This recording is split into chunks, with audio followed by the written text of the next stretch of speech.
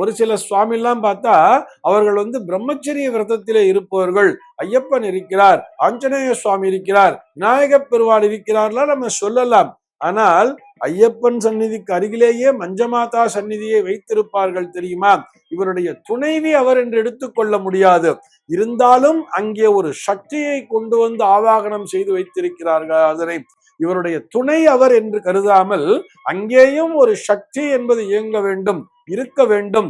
அந்த சக்தியானவள் அந்த இடத்தையே சுற்றி சுற்றி பாதுகாத்து கொண்டிருக்கிறாள் அப்படிங்கிற அந்த பொருளிலே காண வேண்டும். அதே மாதிரிதான் ஆஞ்சநேய சுவாமியை சென்று வழிபடும் பொழுதும் சரி, அவர் பிரம்மச்சரிய விரதத்திலே இருந்தாலும் அங்கே நாம் ஸ்ரீராம ஜெயம் என்று சொல்லி அந்த ராமபிரானையும் அந்த சீதா பிராட்டையும் வணங்கும் பொழுதுதான் ஆஞ்சநேய சுவாமி முழுமையாக மகிழ்ச்சி கொள்கிறாராம்.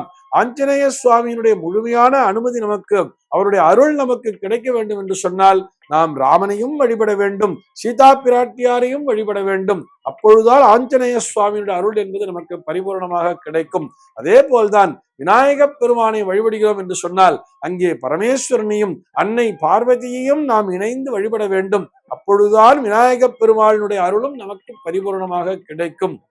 ஆக உண்மை எது என்று சொன்னால், சக்தி இல்லையேல் சிவம் இல்லை, சிவம் இல்லையேல் சக்தி இல்லை. இது இரண்டும் இணைந்துதான் இந்த உலகத்தினை இயக்கி கொண்டு இருக்கிறது.